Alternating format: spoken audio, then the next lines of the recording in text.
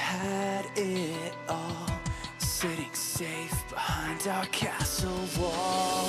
Fast forward to the siren in the distance, getting closer by the minute. Will you stand and answer to the call?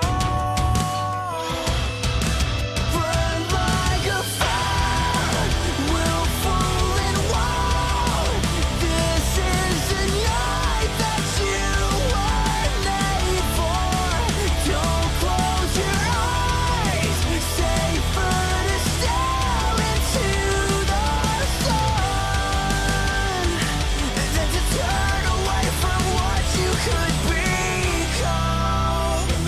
This was once a perfect symphony, soft and steady like a heartbeat. But these notes turn distant and sour, getting violently devoured. So will you stand or let the curtain fall? Burn like a fire, willful and wild. This is the night that you were made for. Don't close your eyes, safer to stare into the sun than to turn away from what you could become. The time has come to stand and fight for what you believe, for what you believe. The dark will fall and we will rise. Like a fire, willful and wild. This is the night you were made for. Burn like a fire. This is the night that you were made for. Don't close your eyes, safer to stare into the sun than to turn away from what you could be. The time has come to stand and fight, deconstruct, reignite. Safer to stare into the sun than to turn away from what you could become.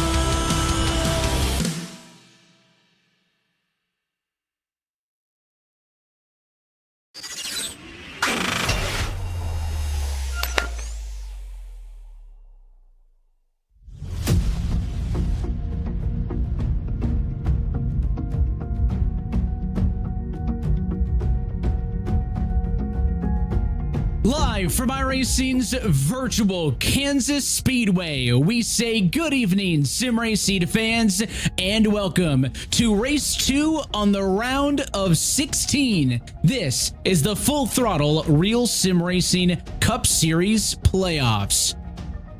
But we get closer and closer to our first elimination cut, and we're happy that you're spending another Monday evening with us here on RaceSpotTV. With our producer Joshua Lee downstairs, my name is Evan Pizzoco, joined by Dylan Coyle. And Dylan, the news from last week at Darlington was the super spoiler, as we've dubbed him. It was Kevin King winning again. In the context of the playoffs, that means not a ton really changed. Nobody's advanced and nobody has been eliminated yet. So all options on the table as we head to an intermediate track where these tracks have been pretty racy so far this year, and looking for our first driver to lock themselves into the round of 12. I mean, ever since going to the next gen, intermediate tracks have been the specialty for close racing, for fun racing.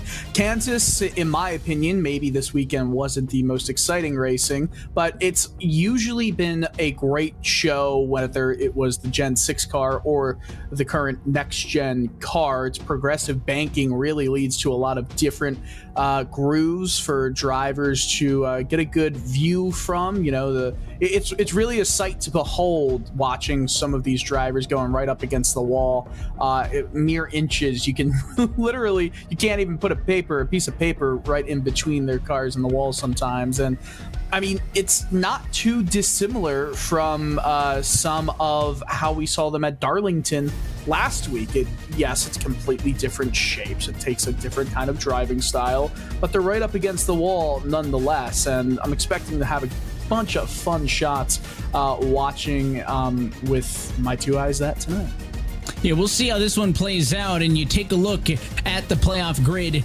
Nobody is out of it yet, right? I mean, you have somebody like a Steve Tucker who's at the very bottom.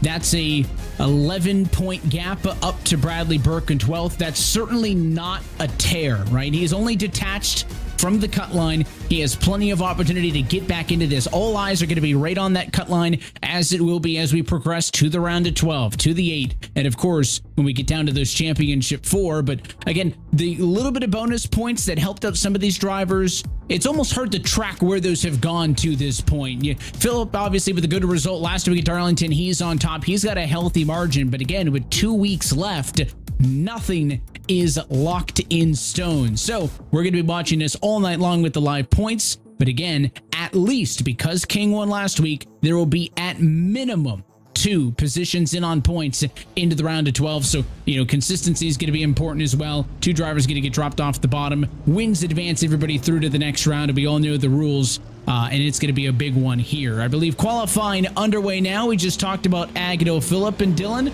He is on track right now as the leader in the standings. And when we spoke with him last week, I talked about bonus points. He only got, I think, 9 of them headed into this round, courtesy of 3 race wins.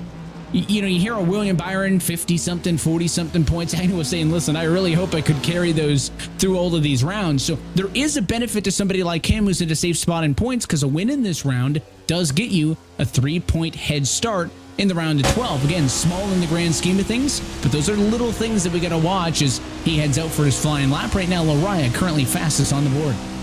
Well, it's always magnified, right, when we look at how few drivers participated at Darlington that were outside the playoffs. Everyone in the playoffs, ran.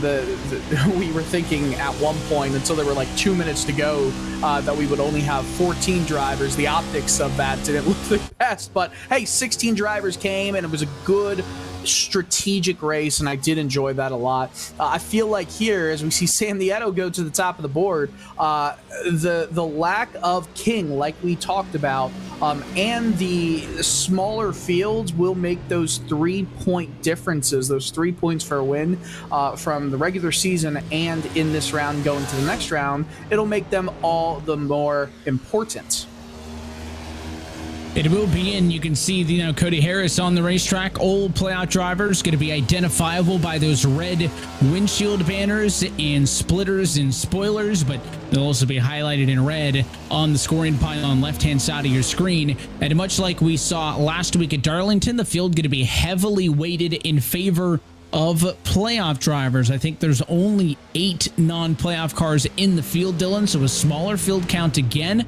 I believe that should lend this race to more green flag racing than if we had 40 cars compared to the 24 that are currently on the racetrack. That does affect strategy. That will play better, I think, into the hands of guys who like the long runs. Well, look who just creeped his way into the server. Kevin King, the ultimate spoiler, has returned.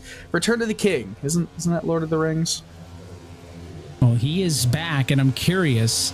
I don't think he's going to get a lap time in, so this might be a heck of a show watching Kevin King drive through the field. He did not participate in practice at all, and he is going to make a start. He is already a multi-time race winner this season, and he's going to look to continue to add as the super spoiler is back. Meanwhile, playoff cars occupy all of the top 10 spots on track.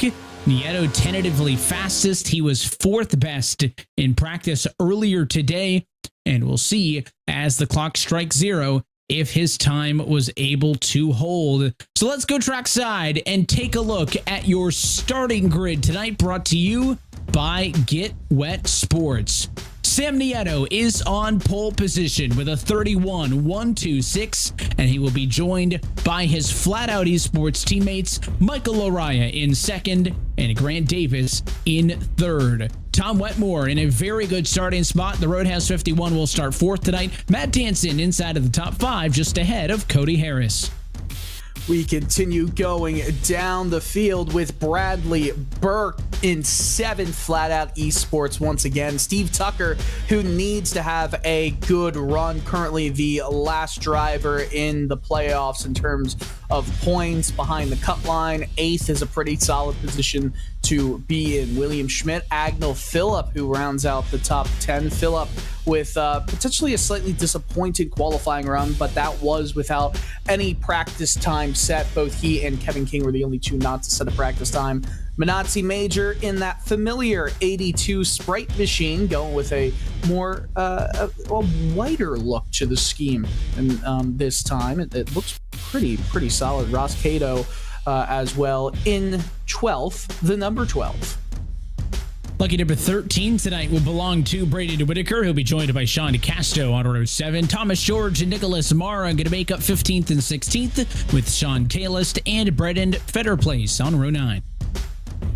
We continue moving down with Michael Johnson in the 39 car with Eric Papanow in row 10. Ryan Dunkelberger, the slowest car to set a time, in 21st. Kevin King, Brett Punkari, and Eric Stanford rounds out the 24 car field.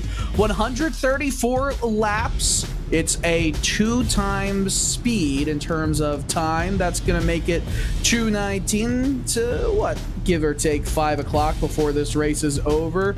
Temperature not the highest, but the pace car is about to go in, Evan, and this is going to be a intriguing race. I'm not sure what to expect.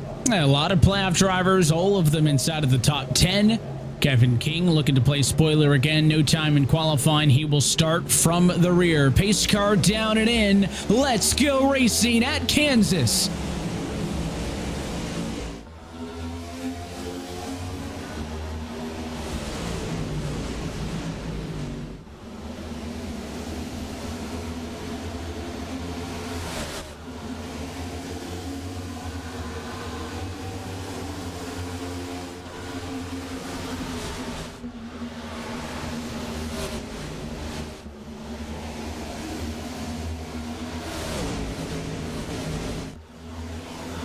Big slide off of turn 4, dancing to the apron, but he hangs on as Sam Nieto leads lap 1.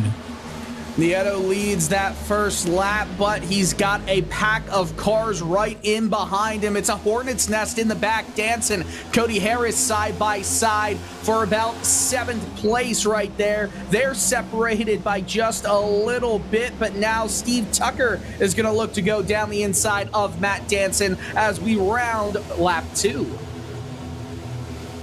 Danson was aggressive, looked 3 wide on the opening lap of the race. That made that mistake off of turn 4, cost him a little bit of speed, but in the end, only down 2 spots as he rides P7 that time by the start-finish line. Nieto hotly contested up front. Michael Arias in second. Grant Davis was third, but you can give it to Tom Wetmore. Good stuff so far from that Tube Tech Chevy. He's going to go high line while everybody else goes to the bottom through 3 and 4. Oh, Wetmore's got a pretty decent run right here on Michael Laraya. We see from behind Wetmore, you see Grant Davis going side by side with Bradley Burke. Once again, Wetmore goes high, but Michael Laraya cuts him off. Wetmore's going to now cut off Bradley Burke, sends him up the track just a tad. Grant Davis slides in behind him. Nieto loses the lead to Laraya. The new race leader coming to the end of lap number 4. Fitting enough, give it to the 44. Laraya going to go to the race lead here at the Kansas Speedway. And now how far down will Sam Nieto fall? He's got the 51 on the bumper. He'll stay low to the bottom. So Wetmore going to go to the outside. He's got the speed through turns 1 and 2. And I'd give the advantage to Wetmore. He is clear for second. Next man up, Bradley Burke. Little bit of a slide up, but Wetmore brings it back off the top and gets a good run down the front stretch. He might lead. Yes, he does lead that lap number 6 as we head to lap 7, or excuse me, it is lap 6 now. We just past lap 5. Wetmore will watch as Bradley Burke in behind will pass Michael Araya, and now Burke has a run. Will he dive down low, or will he stay in line with Wetmore? No, Wetmore is the one who goes low. Yeah, Wetmore this time, once he gets to the clean air, decides to go low, but that's going to open up the lane that he used to make all of his passes, because the 95 of Bradley Burke going to pop to the outside, and they will go side by side for the race lead. They'll fight for 3rd, 4th, 5th behind them, but new leader it is the Get Wet Sports Chevrolet Camaro of Bradley Burke. I do wonder what the length of these tire lives will be. Sam Nieto has fallen back to 6th place after starting on the pole in just a matter of several laps. We see the race info. You don't get a fast repair. This is a one and you're done kind of league. It's a fixed setup, nothing to worry about open setup wise. You get 4 tire sets and 100% fuel capacity, so tires will be important right here with only getting to swap for a new one 3 times. That means if you take 4 tires on 3 pit stops, well, you've used all your sets up. It feels a little bit like a sprint in this race compared to the last race, which was definitely a marathon. And if you see the blinking, that might be the carbonation off the top of a Sprite car.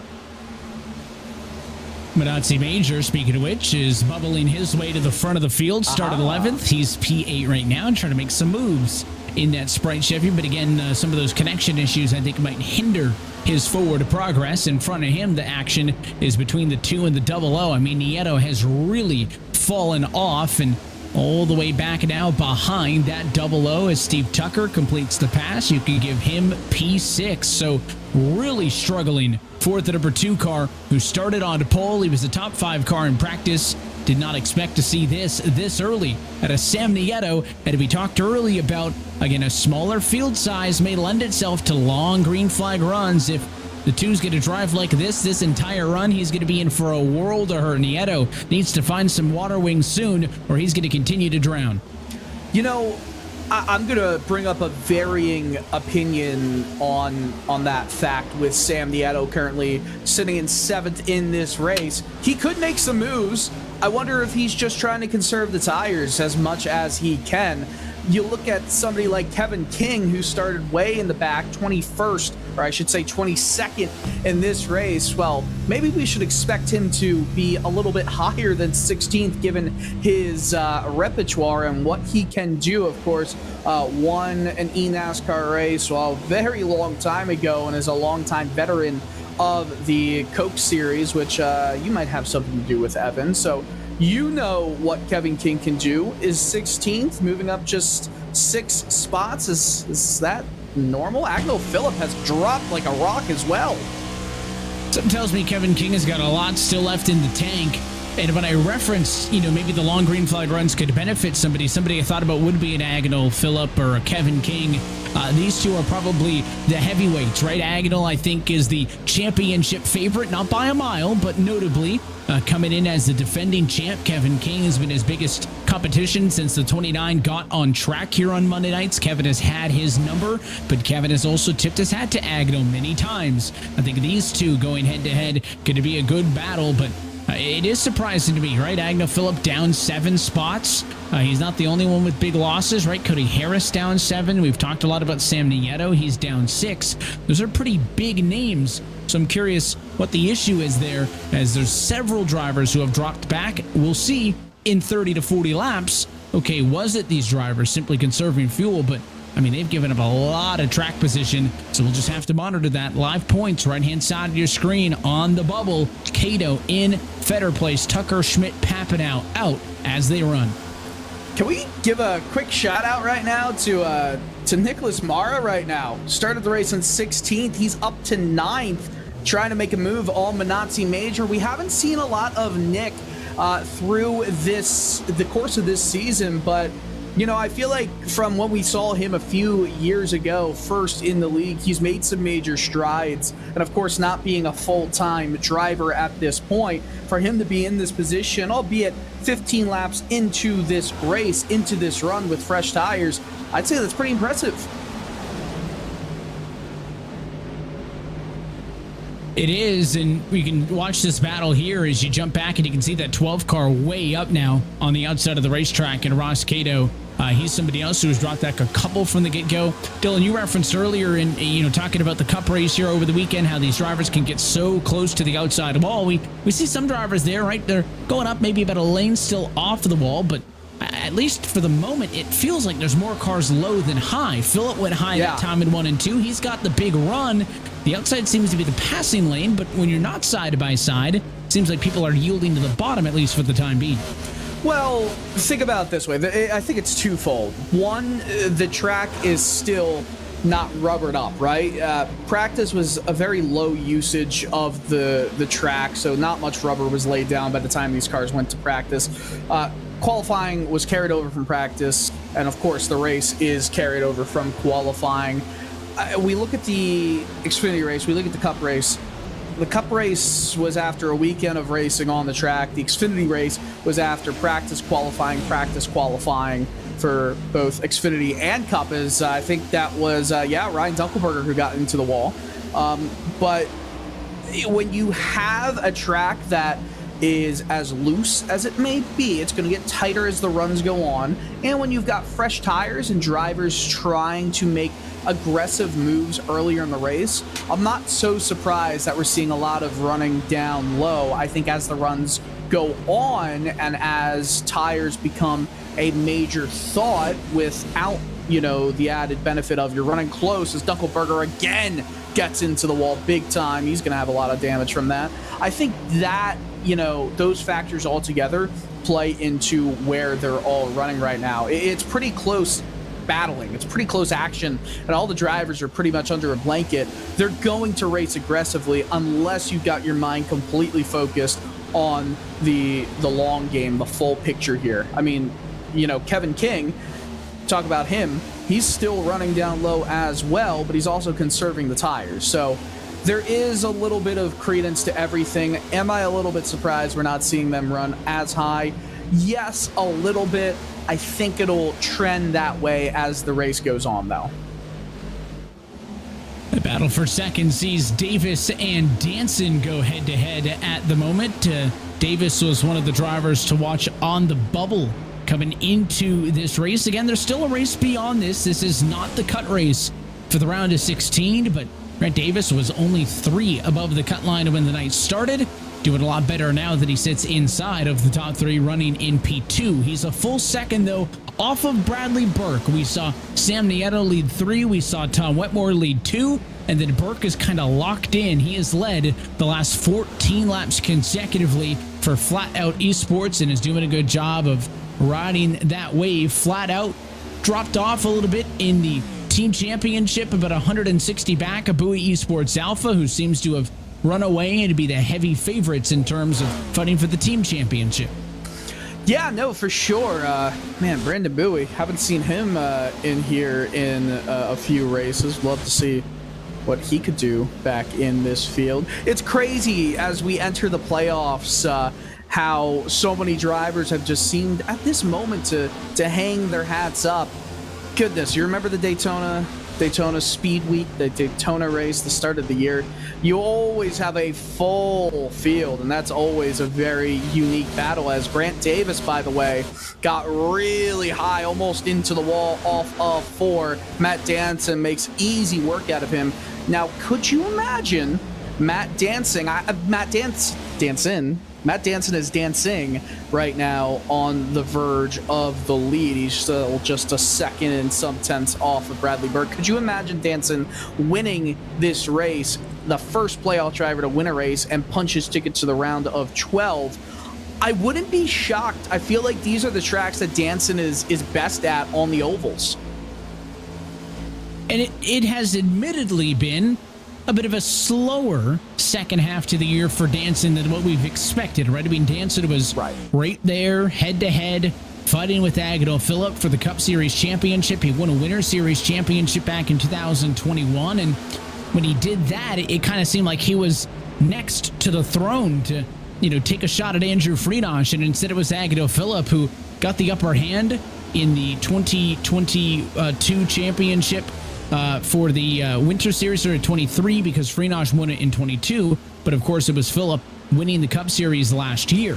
So Danson, I think his stock peaked about 2 years ago, and I think people are overlooking him a little bit now. I don't think they can count him out. I think too many people are. So he's having a bounce back night. I agree with you that this is a racetrack that fits him well, and he's a guy to keep an eye on because he can jump right back into that, mid-season form and maybe 2022 form, and he could easily find himself in a championship for fighting for the title. Watching a battle from Sean Casto, P6 on the back. He was a little slow that time off at turn 4, so William Schmidt get a scoot down to the inside. You can give P5 to the 79 car, and now more challengers approach. You got Wetmore, Major, and King all lined up to take a crack. And oh yes, I did say Kevin King. That's the white Chevy, second car on the bottom in that first battle here. He's in the top 10, and he wants more.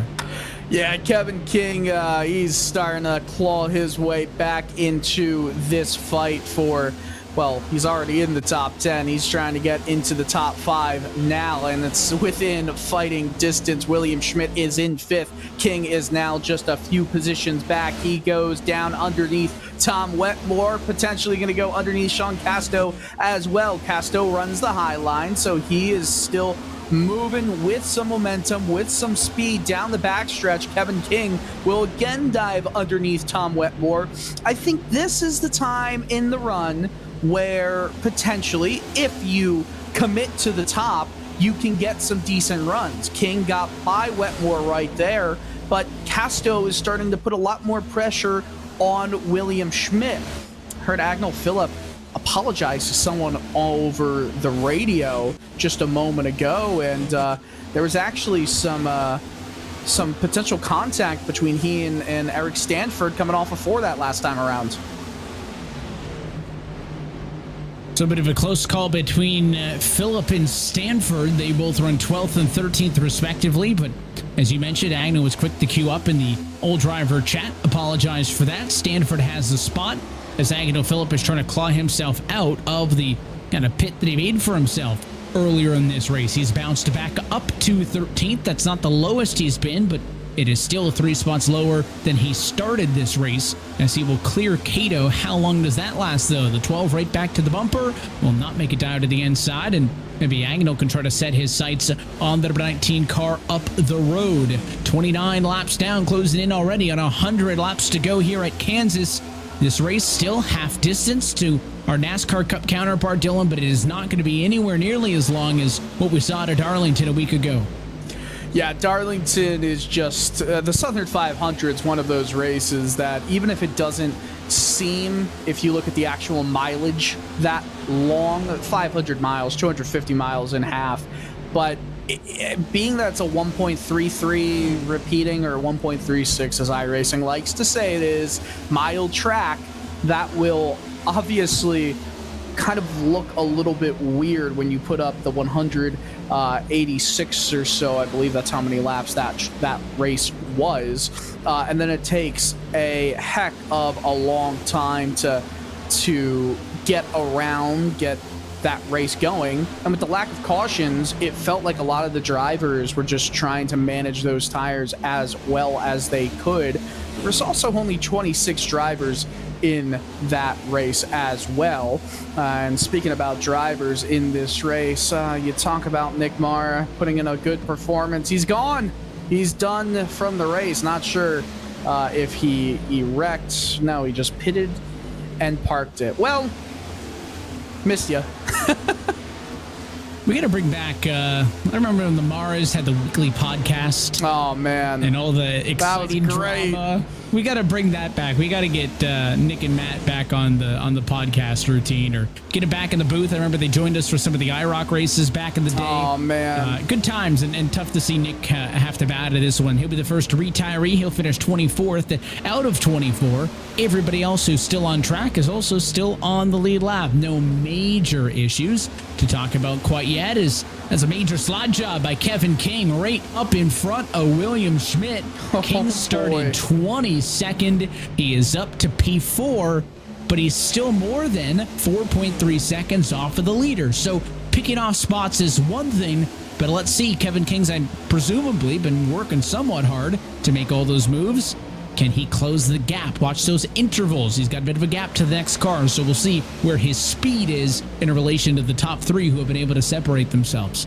It's not a perfect calculation, and it's not a perfect execution either, but we can look back at who is currently in 22nd, Ryan Dunkelberger. He started 21st. Well, he's 13.2 seconds off. King was basically able to work his way through 18 cars to move to 4th, and he is still only just under 5 seconds, almost just 4 seconds off of the lead.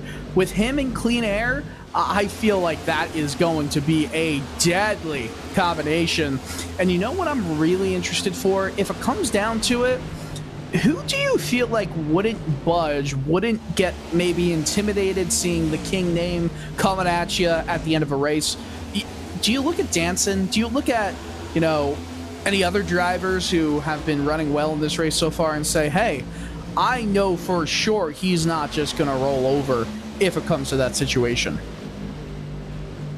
I think a lot of these drivers, one thing I've talked about a lot, I think, this year and maybe even the last couple of years is some of the drivers who joined this series 3-4 years ago. They were the young drivers, and now they're kind of the veterans to an extent, right? I mean, guys that consistently impress that are the it guys now. The Minazzi Majors, consistently top 10. Cody Harris has been able to make that step. Thomas George has been around this game for a long time. He is kind of that experienced vet, and now he finds himself going head to head with guys like Burke and Davis. I think a lot of these guys, too, left Darlington a little bit ticked off. There was a lot of frustration after that Darlington race. I feel like everyone's got that kind of puff your chest out and stand your ground attitude at this point in the season. So, you get an incident where Agonal and Eric get together, they apologize, that's fine, but I think you get a couple of guys racing hard and nose to nose. They're not going to care if it's a Kevin King or anybody else coming up behind you. I hope. Most of these drivers are kind of driving a little bit angry, and I think the better word may be just determined, right? You go through a long 20-race regular season, then you get to the regular season end, and it's an opportunity to reset, to refresh, and go at it, and I feel like we see that whether it's up front or in the back. Cody looks less angry, more focused at this moment, and he's really got to be focused because he's fighting with Steve Tucker, who needs a good points finish here to try and claw back that disadvantage that he's currently facing.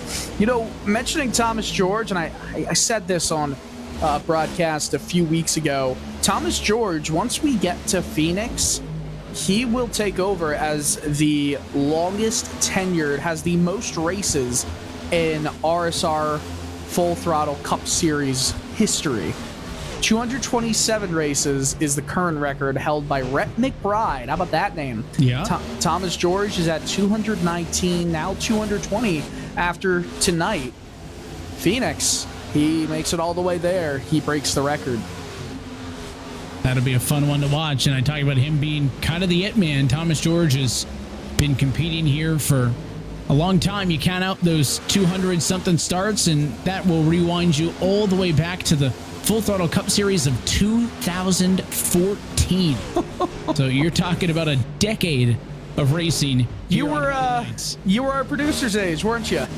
Yeah, 6 years old, right? Something like that. Yeah, something then. like that. Yeah, He's been around a long time. It's good to see a vet like him continue to stick it out. And I think, again, that class of drivers that I've referenced who have come in the last 3 years, 4 years or so, we're going to be talking about them one day soon, making their 100th start or making their 200th start, whatever that number may be. The next active driver to make a 100th career start will be Tom Morano. He sits at 99. He is not in the field here tonight, but that is his next milestone.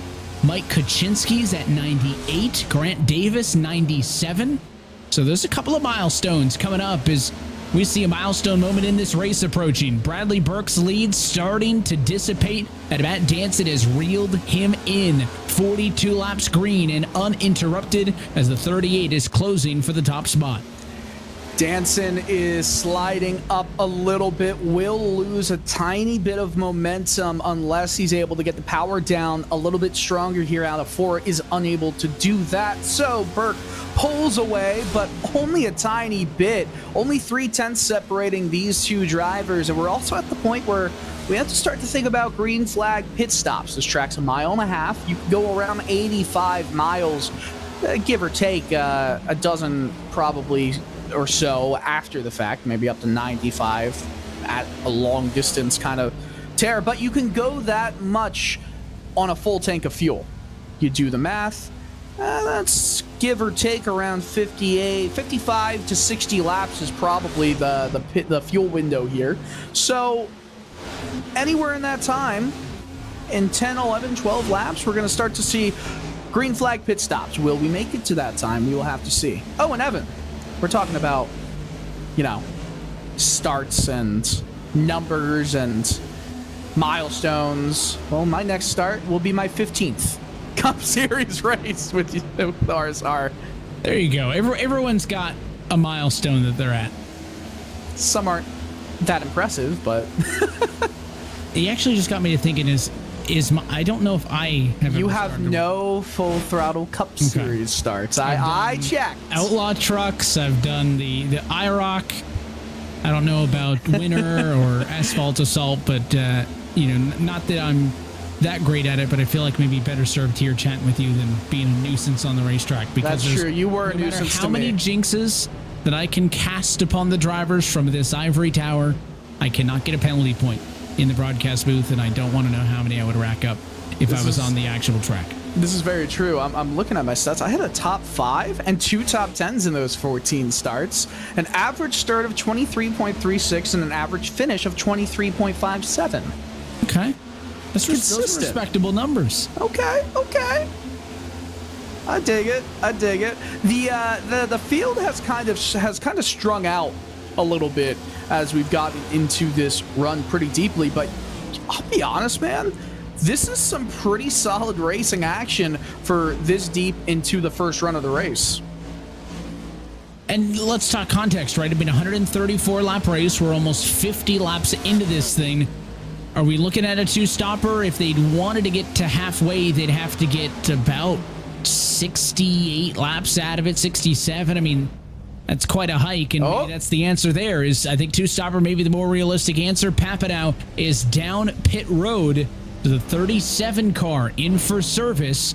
Dunkelberger pitted 2 laps ago. He was the first car to come down and pit. There is his 18 car passing the leaders, and that may have just popped open a door for Danson.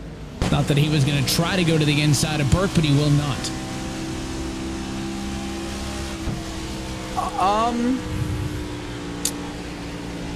Can we talk about the car in front that we are talking about him. That's Dunkelberger. He had an interesting run-in trying to get by both Matt Danson and Bradley Burke that it took him almost a lap on fresh tires to get by them, and it was a very hesitant move, and Matt Danson was almost scolding him over the radio for doing just that. Interesting. It was a little tighter than it probably needed to be, but I think you can understand the trepidness to not just send it through there. Dunkelberger obviously trying to stay out of the way and not interfere with the race leaders, and I think it was kind of a case in which you try to be too careful that it's almost a little bit dicier than if you would just kind of, committed to your line. The important thing is he's able to get through fine, no issue. Again, he was the first car to come down pit road. Dunkelberger's going to need something to start to work out in his favor here. He was not having the best of runs prior to his pit stop. He was scored in 17th position. And again, talk about context. He was in a decent enough position, all things considered, but I don't know if his better tires are going to really rocket him through the field much. But non-playoff car, just trying to stay out of the way. Maybe got a little bit too much in the way, but Danson and Burke are fine, and that battle for the race lead continues on. Gotten word from our good friend Nick Mara that he hit the wall and had too much wheel damage to continue. That's unfortunate. Matt Danson's close. closer than he's ever been, actually. He might just get a move done the next time we cross the stripe. He's just a 10th away, and I almost feel like Burke is trying all he can to defend here, more so than just run his race. Danson is there. Kevin King is still 4.7 seconds off. And when he made the pass for third or fourth at the time, he was 4.3 off, right? So making the passes is one thing, as these drivers maybe are unable to conserve tires as good as a Coke Series level driver, which I guess is how it should be, right? Right. I think that's nothing to kind of hang your hat on or be upset about. But once he got to that clean air, wasn't able to make up the gap. But again, he had to work hard for those spots. So we'll see. Get through a pit cycle. I mean, can he beat out a 4.6 second head start that Burke and Danson have got? That's a tall order.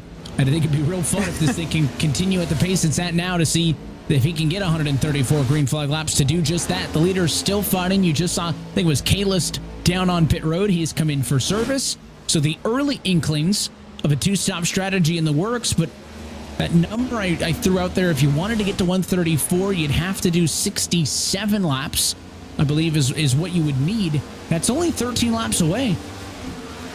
Yeah, it's, and honestly, I wouldn't be shocked if it comes much sooner for all of these drivers here. I also will say that if this race stays green, I mean, Kevin King on the same level of tire wear and a 4.5 second difference, I think he could close up, but he's got some stark competition here. That's if this race stays green.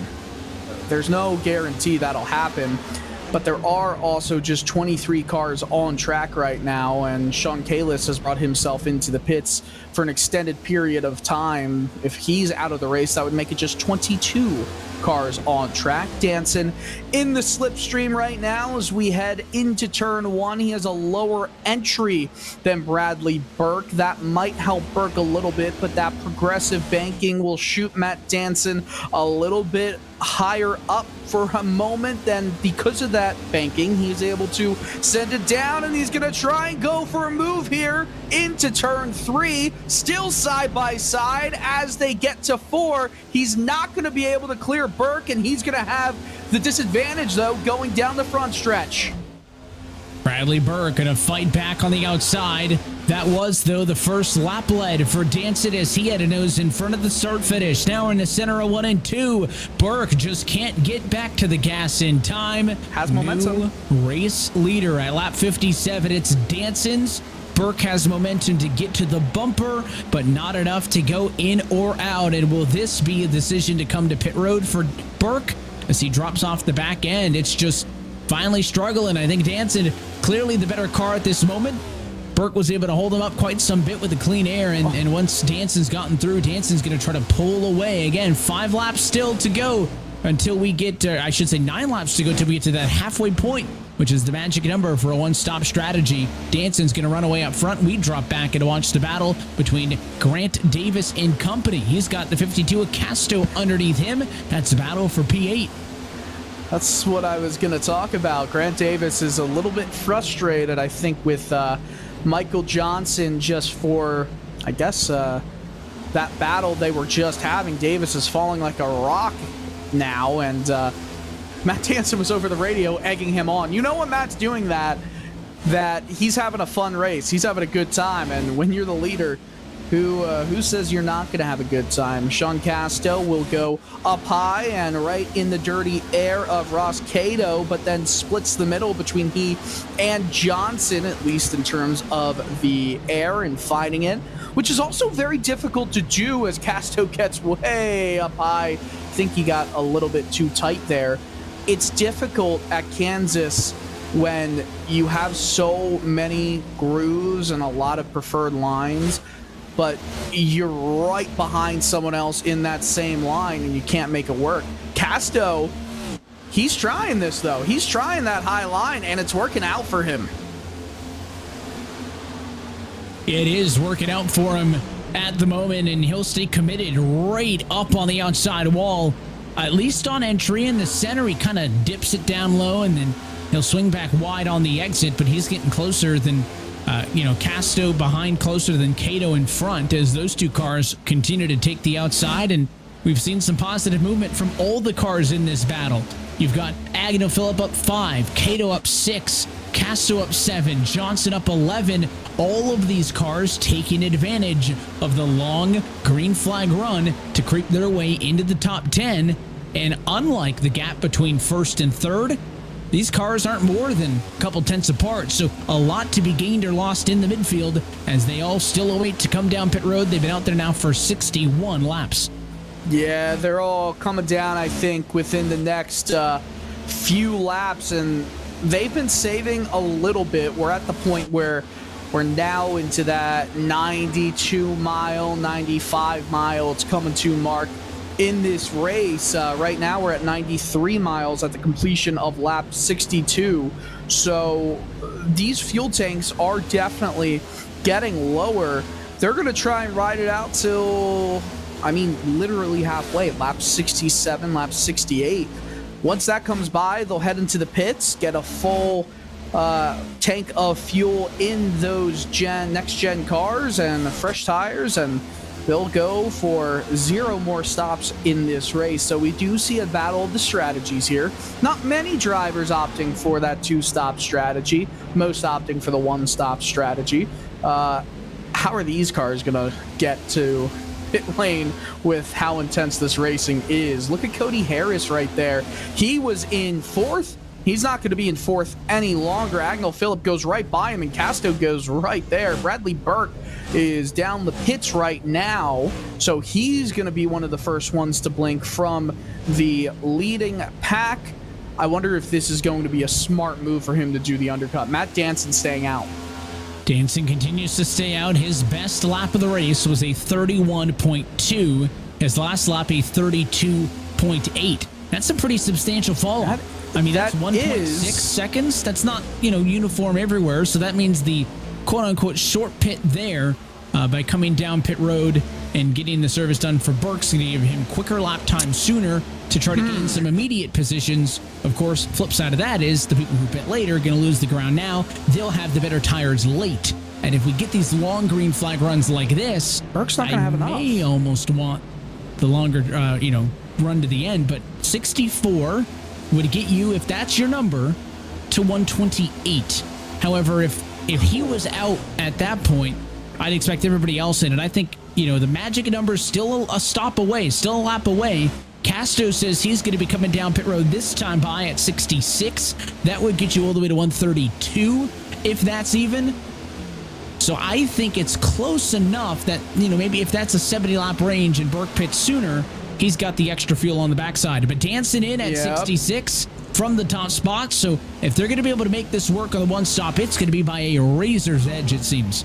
Man, I love strategy races and seeing how they unfold. We don't always get them, so I do hope we get to see this one play out in that way. It really is a battle of the 2-stop versus the 1-stop strategy.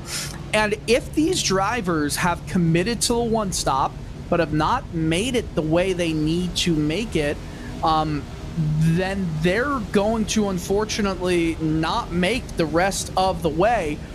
But are you kidding me?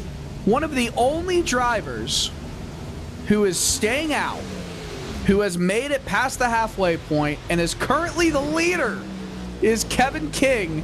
He's proven that you can go 67 laps. You can go halfway on a tank of fuel. So is Agnew Phillip and Cody Harris and Tom Wetmore. But the difference is that Kevin King has a 4-second advantage on them all. And he's staying. No, he's going to come into the pits now. Can anyone make it one more lap? Agnew Phillip is going to try it. Harris is coming down pit road. Tom Wetmore is going to try it, as well as Sam Nieto. If you can make it to 68 laps, you can certainly get 66 laps. This is going to be a razor's edge. You're absolutely right, Evan. And also, on top of that, there's no way Bradley Burke can go 70 laps. He's going to have to rely on a yellow, or, well, he's going to run out of fuel at the end of the race. Yeah, the question is, how much fuel has Agnew Phillip saved? because he's pitting right now. Almost got hit from behind. This is lap 69 coming to an end here. Remember, Burke pitted at 64. That was with 70 laps to go. So somebody has to show us 70 for Burke to be in the good. And guess who stays out? Tom Wetmore doesn't pit. Nieto doesn't pit. And Lariah doesn't pit. That is 3 cars who have made it to lap 70.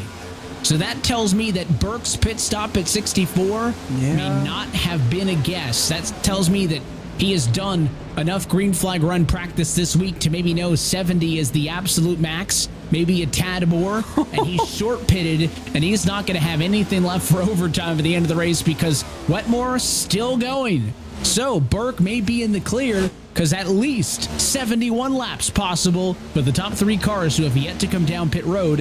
What it does mean, though, is those cars who pitted earlier, Papanow, Tucker, Schmidt, and Dunkelberger, not going to happen. They're committed to a 2-stopper.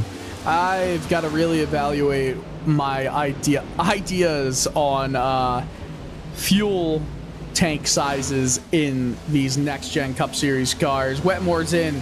Nieto's coming in. Lariah's staying out. Oh, Wetmore has locked them up completely. Lariah is going to go the longest here. And, I mean, this is pretty impressive because the longer he goes here, the more he can push in this second half of the race. I'll tell you what, Evan, I have no idea who's got the better strategy going for it. Lariah's coming in now. So 72, the magic number. If Burke and Danson and some of the other drivers can get to 72, then they'll be good on their second run. Everybody in this main cycle of pit service going to make it there. A little bit of smoke out of Lariah, but nothing like we saw at a Tom Wetmore when he locked it up. The 2 Tech Chevys off. Lariah's down pit road. Lariah, the last car on track who has yet to come down pit road, and that will cycle things out to give Bradley Burke the race lead. There is the 95 car. He'll go back to the point, and he wins out big on this cycle. So he takes over the top spot, and he should have enough to get to the end. Remember, he was making up, what, 1.4 to 1.6 seconds a lap once he got on those fresh tires, somewhere in the ballpark.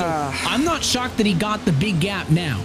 The question is, he's now got older tires than everybody that he's racing against when he made up the time of the advantage. So the way this race has gone, yellow 3 through the opening half, I think if this thing goes down to the end of the race, I don't think the time he made up on the short pit is going to be enough to then have the worst tires now for the next 60 laps of this race. It remains to be seen, but he certainly went for the undercut. He got the track position, and we expected that as he cycled through back to the race lead. But can that maintain? No, absolutely not. Burke's got to save fuel now. I mean, a guy like Michael Lariah, he has fallen back 25 seconds off the lead, but he can push, right? Like he can really push to the tune of, he's saved, what, 7-8 laps of fuel more than somebody like Bradley Burke. So I think everyone's going to get a lot closer by the end of this race. And I'm interested to see where that 2-stop strategy goes in terms of speed. I don't think we saw a lot of drivers who were having the best of races up to that point opt for the 2-stop strategy. So I don't expect to see the 2-stop work, but I'm very interested with the, way things will shake out. We got to look at the live standings right now, and if things how they are will not be at the end. Michael Lariah would currently be tied for that last spot in the playoffs, which is something you just would not expect to see. And I don't expect to see that as this race continues on. I do expect the entire field to still get tighter. And Burke, by virtue of being the leader and by virtue of potentially winning this race, which, again, under green flag conditions, I would be floored, and I'd have to owe him an apology. I don't think he can do it with where his fuel tank is currently compared to some others. But he would get that automatic advancement into the round of 12 and almost be able to take off a race pretty much next week at Bristol Motor Speedway, which, if you go into Bristol needing a win, I've got news for you, buddy. That's hard. Listen, that is not a position that I want to be in, generally speaking, but certainly not at Bristol. It's so difficult. We have the ability to look at the live standings, right-hand side of our screen, figure it out. That racetrack, it's just so quick. There's so little time to stop and breathe and think and strategize and try. Easy to get caught off, too. Yeah, it's just so tricky, and it's going to be a fun one. We'll line them up for 250 laps there next Monday night under the lights. You are not going to want to miss that one. But again, just make a mental note. Lariah, who's one of the cars who pitted the very last, is 19th on track right now. That puts him at the very bottom of the playoff standings. What can he do with maybe 56 laps of green flag racing ahead of him to try to climb the ladder, make up positions lost, and try to find himself above that important green cut line? Because you want as much advantage as humanly possible before we head into a tricky race at Bristol in just 1 week's time. Burke still maintaining his race lead over Matt Danson. That's at about 1.5 seconds. That's held steady. Danson only pitted about 3 laps after Burke, so he doesn't have a massive advantage to Bradley Burke. And then they've got Tucker in third, Papano in fourth. Those drivers, of course, going to have to make a second pit stop based on how early they pitted. Kevin King, though, would be the next man up. Kevin King's essentially third in this race, even though he's fifth. Because, again, he and everybody else should be able to make it to the end. Tucker, Papanow will not. King 5.2 back from the lead. I know he's going to make up a little bit of that as we go, Dylan, but he didn't get a ton of it, right? On entry, on pit road, it was a 4-second gap. I think he got it down into the high 3s before the pit cycle. So King is still lurking, but he hasn't made a huge jump quite just yet to lead me to believe that he's going to drive up there and win this race from the back of the grid. I'm not saying it can't happen, because I have learned to never question Kevin King. However, looking at the numbers, he's got a lot of work to do over the course of 54 laps. I think that King is a lock for the top 5 and potentially has a much higher than not chance of making the podium by the end of this race. But, I mean, Matt Danson... Again, I'm kind of counting Bradley Burke out a little bit right now, but Matt Danson has got to drive a perfect race at this 1.5 mile track in Kansas City, Kansas. Not Missouri, by the way. It is notably not Missouri. Notably. Which is, I've been to Kansas City on the Missouri side, notably not the Kansas side. So, Kansas City things. Geography, GeoGuessr, something like that. Kansas Speedway, it's a slick track. It's actually one of my favorite tracks to drive. I've had a couple of, we talked about league history. I had a couple of top 5 runs in a truck league, not RSR, once upon a time. Almost won a race here at Kansas until I knocked the wall down on the exit of turn 4 while leading. That's probably what forced me to hang it up. But it's a fun racetrack. Fair. It's a good part of the country. Get you some barbecue. Yeah, it's a fun intermediate track. Like I said, intermediates, cookie cutters, whatever you want to call them, have maybe gotten a little bit more love in the last 2-3 years than they did, in recent past. Yeah, it's a good track. It's putting on a great strategy race at the moment. I feel like I'm, watching the numbers on the left-hand side of the screen, like I'm tracking a storm or watching poll results. Just watching numbers. Who's going up? Who's going down? What are the trends? And here's a look at Kevin King, who is trending in the right direction. He's going to mass Steve Tucker here in a battle for third. Again, it is for position, but Tucker's needed an extra pit stop, and that's a lot of good-looking red, white, and blue, by the way, on those cars on this September 11th. King is through to P3. Ooh. That's going to give him a lot of clean racetrack to work with, which could be big. Tucker may have gotten into the back of Kevin King going down the backstretch right there. So I'll bump you. I'm going to use all the speed I can and all the speed I've got. And he did just that. Yeah, Kansas is nice. Kansas City, but on both sides. Nice little shopping area outside the track. Of course, the casino, where Sporting KC plays, and MLS is right there too. Not Ohio State, as Cody Harris is a fan of. Of course, Ohio State beat up on Youngstown this past weekend, but Penn State beat up on the University of Delaware. So, beating up FCS and Michigan schools. beat up on UNLV, which was a fun dichotomy for me. Those kinds of games are so odd.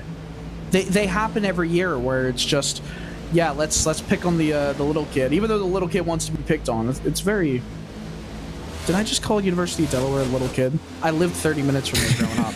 Sorry, guys. Listen, sorry, Blue Hens. I knowingly wore my Michigan shoes, Michigan crew neck to the big house this weekend with my UNLV hat on, with a weird button on the UNLV hat that was the Michigan beat UNLV hat. I am totally aware of the dichotomy when two do you not remember interests of yours play each other? I mean, do you not remember you and I talking in 2020, 21 with Montreal and Vegas? That was terrible. That was one of the worst sports experiences of my life because both teams could have won. There was no way, all love to my alma mater, Go Rebs, but there was no way they were going to beat Michigan. So I said going in, best case scenario, Michigan wins the game, UNLV covers the spread for moral victory. It's exactly what happened. So if only all sports qualms worked out that easily, I'd be a big fan of it. You're looking at Cody Harris, by the way, in that Ohio State colored 28 Chevy, ahead of a battle between Sean Casto and Michael Johnson. Johnson's 39 car to the outside, going to make a move for P10. Eric Stanford in tow for support. He'll also make the pass through. And now the 24 of Grant Davis also going to go on by. So Casto in the 52 car on some of the older tires on this run, drops a handful of spots right there in one lap. Man, that was almost like the scene from Airplane where it's just everybody's in line to kind of what was the actress that was like, get a handle of yourself, woman. not advocating for any of that scene, but everyone was in line. There was someone with a baseball bat. There was, all of that. It looked like that's exactly what was happening there to Sean Casto. Just everyone was in line to beat him up right there. It's funny, we've talked a little bit about inside line, outside line. When you're single file, everybody's on the bottom, and then when you want to make a move, it's kind of giving Fast and the Furious. You want to make a pass, you just shift to like an imaginary ninth gear and go, oh, I want to make a pass, now I'll go to the outside and make a move. It's just funny how that option's there, and I haven't seen a lot of people run that line when we're single file. Agnew Phillip just made a pass right there on William Schmidt. That was for the number 5 position. So Agnew Phillip climbing back up to the field, still 9 whole seconds off of Bradley Burke, your race leader. I love when racing movies, when you get the music kick in and all of a sudden they find that extra gear that they didn't know they had until they needed it to go faster. Every time, or the 9-mile runway. By the way, on the topic of Kansas and Missouri, I have been to Kansas. Our producer Joshua Lee corrects me on 2 instances. Actually, he knows of one of them. I'm a big fan of checking off states. I was in Kansas City, Missouri at one point, and then had somebody drive me to a Sonic on the Kansas side of the border, and then got out of the car to count as having been to Kansas. But then Joshua and I did go, was it Joe's Barbecue this year in Kansas, which is about 15 feet or so on the Kansas side. It was like a gas station. You could buy beer inside while you waited in line at the gas station. It was a weird dichotomy and a weird kind of vibe, but I'm with it. Kansas City Barbecue, big fan. I sign off on it. I don't know if there's a Missouri barbecue, though. I'm watching the calories, That's why I went to KC Live and spent too much money Friday night. But I'm watching the calories, guys. Oh, this is a battle. Is Kansas City, too, where Josh can correct me too from the production trailer? Was that where the mechanical bull was involved? Was that also a KC Live? That is a KC Live. Do you know? Okay. Yeah, have we both been? Okay. Did you go on the bull too? I did not go on the bull. Okay. Get him out of the booth. Get him out of the booth. You went on the bull. I did, and Josh couldn't come because he's 6. He is 6. He's just out of diapers. You're headed back into diapers. See, I bet you if Terry was at KC Live. Oh, Terry! That's all I'm saying is we have a strict. You got to ride the bull policy. Copy on that. RSR booth. I'll let you know next year. All right. There we go. We will. Somebody make a note. We'll make a note of this, and we'll circle back in the 2024 playoffs. Somebody who doesn't have time to circle back is these guys right here. They are fighting as this tire and fuel strategy races inside of 40 laps to go. Cody Harris into the burning spot. He's got Grant Davis, Eric Stanford lined up behind him. The freshest tires to Harris of this group. That's why he's been able to, so far, hold off those challengers from behind. But for how long? Because it seems like even though Stanford's tires are 3 laps older, Davis's are 2, Johnson's are 1, it seems like they're putting the pressure to the 28 car right now. William Schmidt, by the way, just in front of this pack, just went down the pits, into the pits. Was he one of the ones on the two-stop strategy? I think he was, right?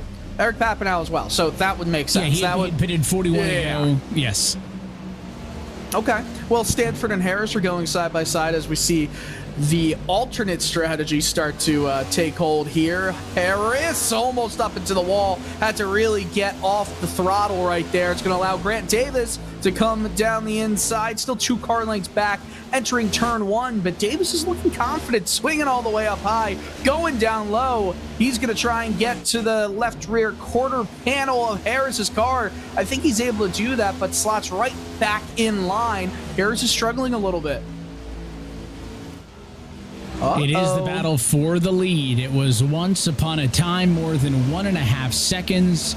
Now Danson has started to reel him in. Remember, Burke pitted before all of these challengers. He got the instant boost to track position, but he's going to be a little bit handicapped in the second half because he's got to save those tires and he's got to save fuel. He's got to hit 70 laps to be able to make it to scheduled distance. Only 3 cars got more than 70 laps out of their first run in this race. So Danson is about a half a second off, 0.5 back. King's Gap, the closest it's been all night. Can we see a 2? We do, 2.9. So he starts to close the gap from a third. A lot can happen with 35 laps to go in this race. And we were talking about Michael Laraya with his severe his overcut. Is that what you would say? Why can I not? Yeah, that's what it is, an overcut. Evan, help me out here. Yeah, undercut, overcut, you got it. Okay, I was like, I've never used overcut frequently. It's always the undercut, and the driver comes afterwards.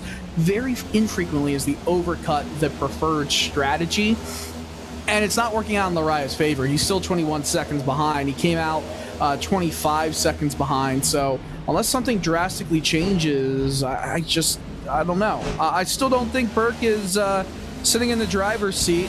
Pun definitely intended right there.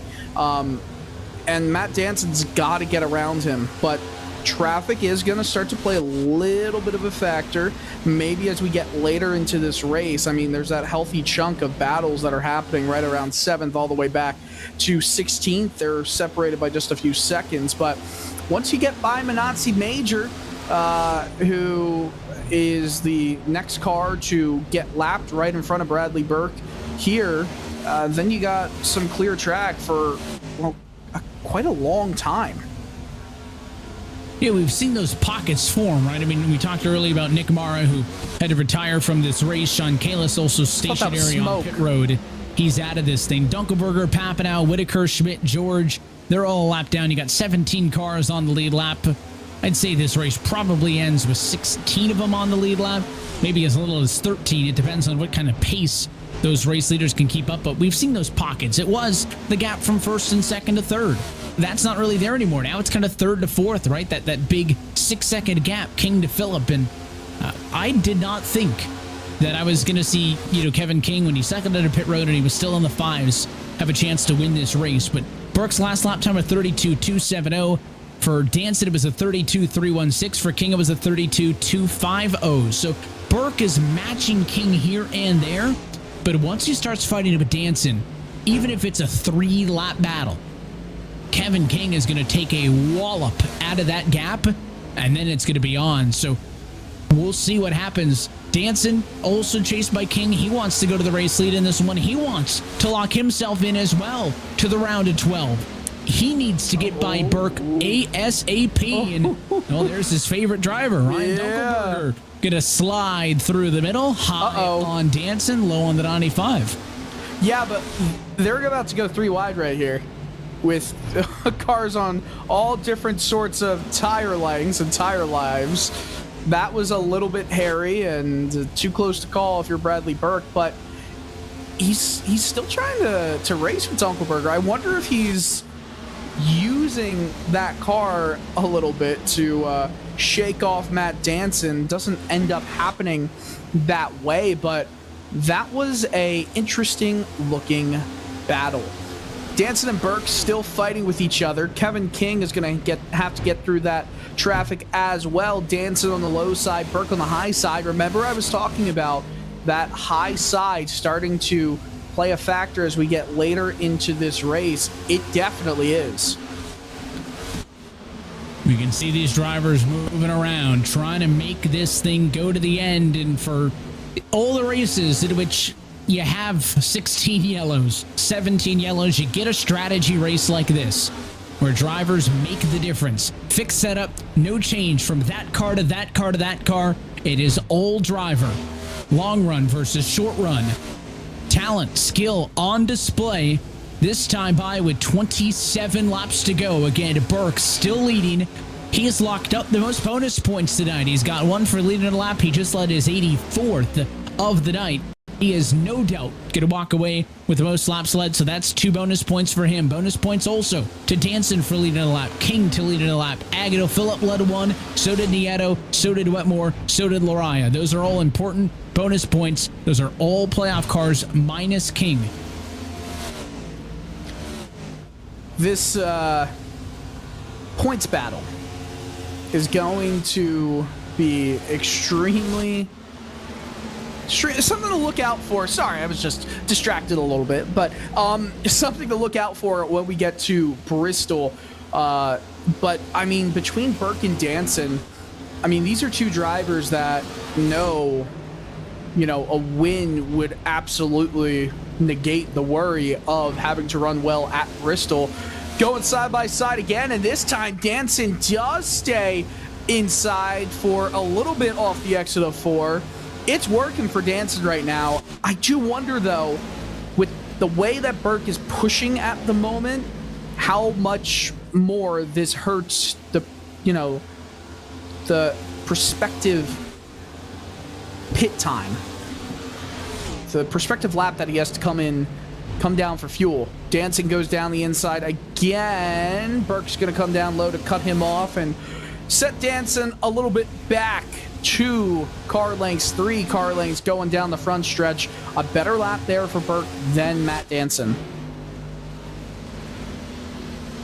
And drivers will start to think back as, you know, these intervals play out. Did I make the pit stop at the right time? How good was I into pit road, off of pit road, into the box, out of the box? All those little things. As a bit of smoke there. Tucker, 53 laps on the tires. He has to bow out. He has to come to pit road to get service. I believe that he was the last one who had yet to make that second pit stop. I think the trio of him, Fetter Place, and Whitaker have now all come down pit road. Those are the only 3 cars that are 2 tire stop there. Good to go to the end of the race. And like I said, Danson is going to want to get around Burke quick because his lap times have slowed since getting in the wake of the 95. Kevin King is under 2 seconds. There he is off of turn 2. Cue the Jaws music. Kevin King wants win number 5. Oh, Burke's trying to block Danson as low as he could possibly get going through the apex of 3 and 4. He's right there.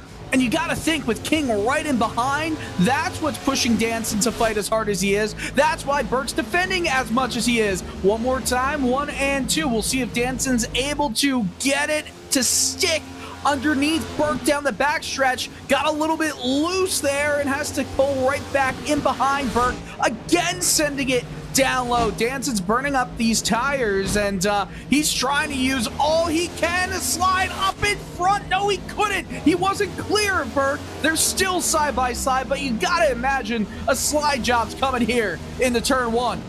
Danson led at the stripe. He's all the way low, but Burke gonna stay in the gas. Once upon a time earlier in this race, there was a pass mid-corner. It's because Burke didn't get the drive center off. This time he does. It's the speed in favor of the 95 car. He'll have a half a car length advantage. Then he'll have to woe it back in 3 and 4. Here comes Danson. Slides up to shut the door. Burke goes for the cross, but he keeps it on the bumper. Doesn't go to the inside. And new race leader at lap 115, Matt Danson, takes it from Burke. I totally think that battle got as intense as it did because Kevin King is hot on their tails, hot on their heels. 1.8 seconds and dropping between these two competitors and Kevin King. Bradley Burke will try to set it up high. He'll have a run down the front stretch. This battle for first is not over. Right down to turn 1, they're going to be just half a car length in between them. Burke's still there, man. Still there, and interesting. That battle was Big a pretty run. good one. King didn't really close. He's still 1.9 back. Here comes Burke, but again, he doesn't want to be on the bottom. No. He had that big opportunity to cross Danson over. Didn't do it. Stayed on the bumper. That time there, a big run, an opportunity to force the issue. Didn't do it. And I don't know if the 95 has got that much confidence that he's just going to stick with Danson here and get a better look, or he really hates the inside. But whatever the case may be, has not gone down under the 38 car to try to fight for the race lead. King is still significantly off the car you're seeing enter the picture, not Kevin King. That is Steve Tucker, who just pitted, fresh tires. He's much quicker than these two. He's going to have to get around them here. Yeah, Tucker, is he going to try and split the middle? No, he'll just go down underneath Burke, and Burke's going to follow Tucker and use him as a drafting partner for just a half moment. Here's another thought process that I've got in the back of my mind, Evan. Burke needs to still save some fuel as we come to 16 and a half laps to go. If he keeps pulling down underneath Danson, if he did do that at all, well, he would be using more fuel, staying in the draft. You're saving fuel. You're going at a faster rate of speed. You don't have that air resistance there, and you're also keeping it close. And you know that you can keep it close by running up high, but not burning the tires up as much, and by just staying within that draft of Danson. He's got a good run again, but will he try and cross over? No, he'll stay right on the bumper. And here's my second thought on that. Kevin King, yes, he keeps cutting off a half a tenth here, a half a tenth there. But if these two drivers keep crossing over and swapping, they're going to let Kevin King just climb right back into this race, right into this battle for the lead. If they just kind of say, okay, let's try and work with each other a little bit here. We don't like, well, at least Burke's saying, I don't like the position I'm in, but he's got to save fuel. Danson doesn't want to give up the top spot. They both don't want Kevin King to catch up on them because they're fighting. And I thought when they fought pretty hard for those 2-3 laps that King was going to be able to take a chunk out of it. He wasn't able to. And leading up to that battle, I thought it was all but done that Kevin King was going to get here. Now, 1.7, he's still quicker. But if he wants to get to them in 14 laps, he needs a minimum of a tenth a second per lap. He's going to need Burke to get under Danson, to, beat fenders and rub doors. He's going to need something out of these two to help him, because right now he cannot do it on his own, and Burke can't make the distance on fuel. We saw some drivers get 71. His number was 70, but he had to drive that car too hard up front, unable to save the necessary fuel. And what a turn of events. Burke is 8th in the playoff standings now. Where will he fall after this pit stop? Yeah, this is a brutal moment, but it's better that Burke's doing this now to try and rectify any problems that would come at the end of the race. The one thing that he would hate to see is a caution come out. He only takes right side tires and gets that fuel in, so that's rough. I don't know. I mean, he might be able to stay on the lead lap here, so if caution came out, he's not going to have that much wear on the tires No, he's going to have to really reel in Danson now.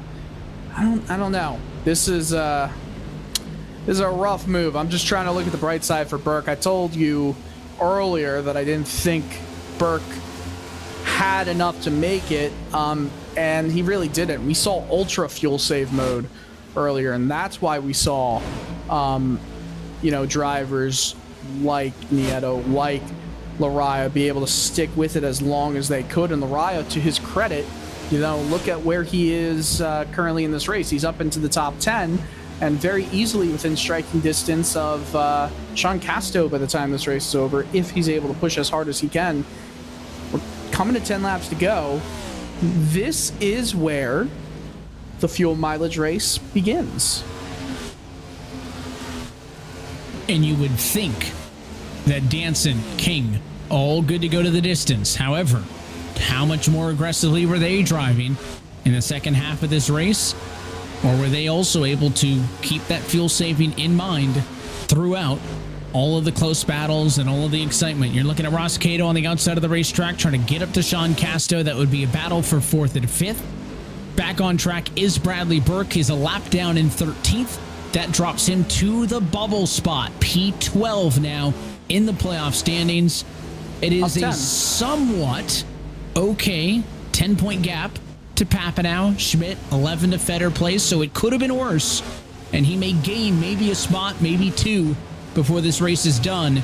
But Burke did not expect to see himself on the bubble when 10 laps ago we were talking about him maybe fighting for the race win. Kevin King now 1.3 seconds off of Matt Danson. Danson a 32.635 last lap. It was a 5.03 for King. This lap Danson improves 5.47. He was faster than King, and that can't happen if Kevin King's going to win this race.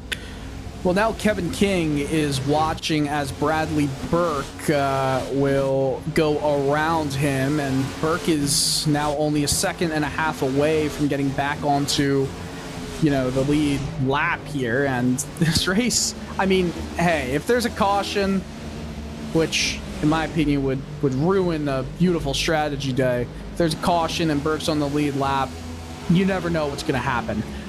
We see Grant Davis and Michael Lariah here. Lariah up into 9th and tracking down Tom Wetmore, Sam Nieto. Danson just apologized on the radio for taking away Bradley Burke's line, who was the faster driver there, and that was a close call for both of them. Hey, Danson certainly doesn't want anything that could hinder his ability to close this race out. And King is one of those things that could hinder his ability. Look at how much closer he is now. 1.2, 1.1, the gap through the center of the corner. Matt Danson trying to get it back to victory lane. He is a 2-time race winner this season, but it just hasn't felt like it, right? I mean, he's got the race win at Worldwide Technology Raceway back in June, Atlanta in March, but that's long removed from the middle of September. And Kevin King has been, again, the reason why maybe Danson and Phillip and some of these other guys don't have some additional wins to their name. Well, Danson in prime position now to lock himself into the round of 12 and back up his race win for the Kansas Speedway right here in the playoffs back in 2022. 5 laps to go. King still can't crack 1 second. You want an interesting stat? How about this? Kevin King currently has 12 overall wins in Full Throttle Cup Series competition, and of course just 34 races. That's wild. Matt Danson in 72 races, this is a 73rd, has 11 wins. A win here would tie Kevin King for 8th. Well, actually, it would be a tie between 3 drivers for 7th all-time in Full Throttle Cup Series wins. Big names, big moments, and impressive stuff. Not surprised at all that these names, who may not have been around when the first season of this Full Throttle RealSimRacing Cup Series began back in 2012, like the Kevin Kings of the world were, but have been able to establish themselves as series veterans. The gap is under a second for the first time tonight for Kevin King, but he's going to need at least 0.2, 0.3 of a second in his favor every single lap from here on out. Agnell Phillips in 3rd at a deficit of over 9 seconds. It's Danson versus King. Danson with a lot riding on this, trying to advance to the round of 12. King wants to play spoiler one more time. Oh boy. Well, this gap is definitely squeezed down to the lowest distance. Danson, I feel like, is starting to save fuel in a big way because Kevin King is right there. He could overtake him by the time this lap ends. He is right there, Evan. Is Danson coming up on his fuel number? Is he going to be able to get to the end of this race? This time by 1 lap to go from Kansas Speedway. King is in 3 car lengths. 3 car lengths is all that separates Danson from getting the win to get him into the round of 12. He's not going to have the momentum coming down the backstretch here. Kevin King swings from up high, swings back in line with Danson, has the run down the backstretch, will look to go up high as Danson blocks low. They almost touch. Danson blocked low, went high. King crosses over, and Danson is out of fuel in turn 4. And Kevin King has done it again. Spoiler wins at Kansas. Second place across the line, and spinning to a stop is Danson, who was about a quarter lap shy on fuel from locking into the round of 12. Instead, the super spoiler is in victory lane again. Another race win, number 5 on the year for Kevin King in the most dramatic fashion we've seen all season. Wow. Grant Davis ran out of fuel. Cody Harris is on the backstretch out of fuel. A bunch of drivers have just run out. He's not going to make it. Oh my goodness. That's Cody Harris was scored 2 laps ago in P13, and he is fortunate that that's the number of cars on the lead lap. I don't think he'll lose another one, but he cannot make it on fuel to the end. Kevin King's number, 66 lap run to the end of this race compared to Danson's 68, and in the end, it is another full throttle RealSimRacing Cup Series win for the number 29 Chevrolet and one of the best in the game in Kevin King. Well, he's going to go looking for victory lane. Let's take a look at your Get Wet Sports full race results.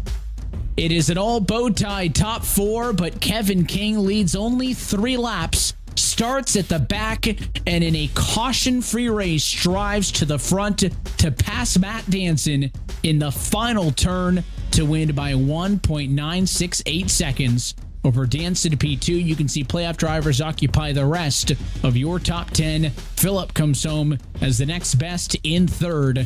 What a dramatic shift at the end.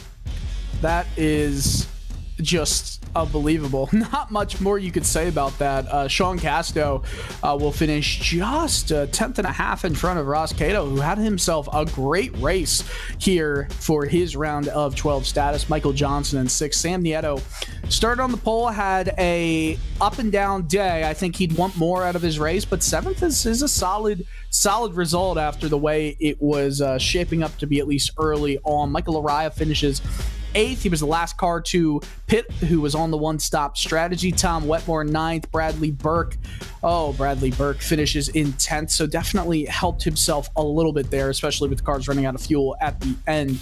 Grant Davis, Brett Punkari, last cars on the lead lap, Evan. They're going to be the last on the lead lap, so notable playoff drivers off the lead lap. Cody Harris runs out of fuel on the last lap of the race. He'll finish 13th. William Schmidt and Eric Papineau 15th and 16th. Brandon Fetterplace and Thomas George 19 and 20. And then it was not the night that Steve Tucker was looking for either. He will be the lowest finishing of your playoff cars in finish tonight in 22nd position in your field of 24. Only half, 12 of them, were able to finish this race on the lead lap. That look at your full race results brought to you by Get Wet Sports. GetWetSports.com is the world's first digital content library that showcases and celebrates creators of all size and background, including iRacing, military gamers, and women in gaming. Getting listed is free. Find out more at GetWetSports.com and start on your content creation journey today. We're down trackside with your race winner of the Kansas 134. Kevin King has done it again. Kevin, congratulations. That's not your normal style, though. Only 3 laps led. We're used to the 29, leading 103, not just 3. But tell us about this one, starting from the back without a time in queue, and then all the way to the final lap of the race where you pass Matt Danson in turn 4. Yeah, that was, I mean, I was telling my chat because I streamed that. It's like, this is the first time I think I remember that I've won a race on fuel mileage. I mean, he's Matt Danson, so he had me worried. Anytime you have like a really good road racer, typically they're always super smooth. And I just assumed with his strategy that he knew that he can make it. And I knew Bradley couldn't make it, so I wasn't really concerned with him. But when I saw Matt go, I was like, man, there's a good chance he can make it. And it was basically, you know, a quarter of a lap, you know, I think right into 3 he ran out. So pretty fortunate with that one, but I felt like I ran a really good race. I haven't run a race in a while that went all green. But I, you know, was excited. That was super fun. We saw some drivers on the first run of this race get 71 laps out of it. You know, there were some other guys, Burke included, who, you know, would have to hit 70 to the end. When it's all said and done, you go 66 laps, you're good on field. Danson 68, not good. But because we saw drivers go further than that on the first run, how much leeway was there in, you know, we can go longer if we save? And, you know, how do you think that battle late in the race where you guys were all pressuring each other maybe impacted the fuel saving of the guys in front of you? Yeah, I mean, I knew that if I made it to, I think it was 68 that I pit, that I would be okay to make it on field with the same pace. And that last run, I was only, I think I got down to like a 3/4 of a lap or a gallon left in the tank to be done with the pace that I had. So I felt like if I just ran that same pace, I was a little concerned with what it was going to do long run. Knowing that Agnell had pit like a couple laps later, and I was like, oh goodness, Agnell's gonna here he comes. And he was coming for a little while. But I felt like as long as you paced yourself and didn't burn the you know, because if you had enough fuel, you're probably gonna run harder. The problem with this track is as soon as you run super hard, your tires go away, so any advantage of being able to run hard goes away pretty quickly. So I tried to just pace myself, but I had to clutch the first run pretty much. I wouldn't say the whole time, but once I realized that we're probably gonna go green, and all the way until the last 5 laps or so, I was clutching on that run just to make sure that I could safely go hard if I needed to. So I was going to be really surprised if Matt made it, but I wouldn't also would have been too surprised if he made it either. So just another fuel mileage race. And love seeing a race like this have those strategy elements and go green the distance. Kevin, obviously you got an important race coming up tomorrow night in the NASCAR Coca-Cola iRacing Series, at least here on a Monday as we go to Bristol next week. Will we see you then, and how many more races will we see the 29 in this year? Yeah, I think, you know, I wasn't sure if I can make tonight, and I was able to do it last second, which is really cool because I like this track. I don't know about Bristol. Bristol's not one of my favorites. I might take that week off, but I definitely, you know, we have a race tomorrow, obviously, but I think there are 2 races, or 2 weeks after that we have Homestead. Should be pretty straightforward. So I don't even know what track that is. Hopefully it's a fun one. I can show up to that. But like I said, I always enjoy racing in this league. There's so many good drivers and things that happen that aren't the norm, you know, green flag runs and fuel strategy and pit stops and tire conservation, like stuff that most of us aren't really used to anymore. So if it's a track that I feel like it'll have fun in, then I'll show up. But yeah, Bristol's not one of my favorites, so we'll see. That's fair enough, and there's going to be a lot of pressure on the rest of the field as we look to end the round of 16 here in the playoffs. Kevin, we'll let you get out of here. As always, we appreciate you racing with us. Who makes it happen for you in the 29 team? Let's see. I'm going to give a big shout out to Brody Kostecki this week. He's always helped us all season long on the Coke side of things, and he's obviously super busy with the Super Cup. So it's called Supercar stuff, and very appreciative of his efforts helping us out every Coke race. Of course, everyone else like Timmy, Malik, Kenny on the spotting stand, and you know, the typical. I don't really say thanks to the drivers too much because I don't really like the drivers that much. They just they got bad attitudes. So There's a few of them that I like. For the most part, they can all just go kick rocks, I guess. But no, you guys do a great job. I love the drivers in here. They're very respectful, so I enjoy racing in here. But hopefully have a good race tomorrow and a good season in a couple of weeks. But looking forward to come back in here. Good luck tomorrow night, and we'll catch you next time. Thanks, sir. He's your race winner from the Kansas Speedway, Kevin King, with race win number 5 on 2023. Well, the flip side of that battle was Matt Danson, leads 31 laps, including lap 133. Not the final one. Dylan Coyle, your trackside with our P2 finisher, Matt Danson. Yeah, we are with Matt Danson, and obviously not the spot that Matt wanted to finish in, but I think there's a lot of positives that you can take from this race, this run in general. Matt, just your thoughts a few minutes removed from the car. There's no positives with being the first loser, Dylan. Just frustrating, really, more than anything. Obviously, felt like I drove a decent race, but just didn't manage things well enough in that second run. I came out of the pits. Kevin was 5 seconds back, and I was Bradley drove great, obviously. So shout out to him. But I knew that just with what lap he'd pit on, there was just no way that he could make that work. So I saw Kevin's gap, and I just thought, okay, we just got to manage that. So I was just letting that incrementally sort of come down, but trying to save. And I'm horrible at saving fuel in these cars. There's obviously there's a art to it, and I don't do enough practice. I rock up for these and then see what happens in the race. So I don't really know the ins and outs of what to do to save. I was trying all things during that race there. I was clutching, I was switching things off, nothing was working for me though. The most success I had was just driving normal and just hoping for the best. So we stuck with that and just tried to manage the gap as much as possible, and got down to those last couple of laps, and I knew I was in a pretty bad way, because it just boiled down that I needed basically I needed half a lap with a little bit to go. So I'd not really saved hardly anything, despite trying to. I probably would have been better just to go hard and maintain the pace, and then just drive the last lap 5 seconds slower or something. But anyway, it is what it is. We should have enough points, I guess, but we don't really care about that. We want wins. We want to. It was fun to be just green the whole way. I know this is like my TED talk now, but it was fun just to be out there, and I felt like it was solely based on pace that I had everyone covered. Pretty solid here. Won it last year, running away. So I felt like that would have been all right, but whatever. Kevin won. Well done.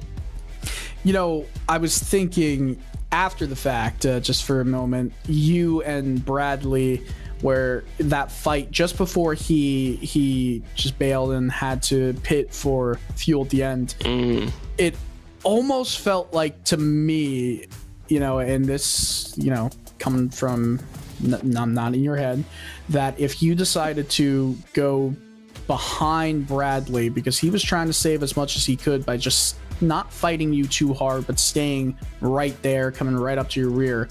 If that was you instead, do you maybe have the fuel mileage to last? That's a good point, good observation. I definitely used more in that 2 laps or so in the process of going past. The reason, because I've been sitting there, I've been managing everything the whole time. None of that was a reflection of pace, but it got to the point that I just kind of felt like, because I'm assuming Bradley was just going, balls off the wall. So it got to the point that the pace had kind of flipped for him to where it was being a bit detrimental to me. And so I was, it was less about managing him in, like that gap. Like I said to Kevin, I was starting to see that just kind of dwindle and, get balked in kind of weird ways, to where I wasn't able to maintain just a smooth momentum and save while keeping a good pace. So it felt disruptive. So I thought at that moment the best thing to do was just to go around. Would it have potentially been better still just to sit in there for a little bit longer? Maybe. Probably. I probably should have just sat there and given up the couple of extra tenths, but then ultimately had enough at the end. That's sort of hindsight there. But oh well.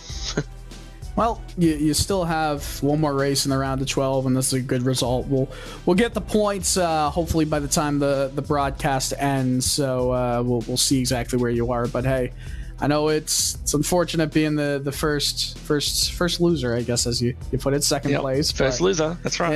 Yeah. Well, I would like to have been the first loser as many times as some of you guys have been. So, well, Matt, well done on the race. I know, again, you're not going to take it that way, but it was a strong result for you.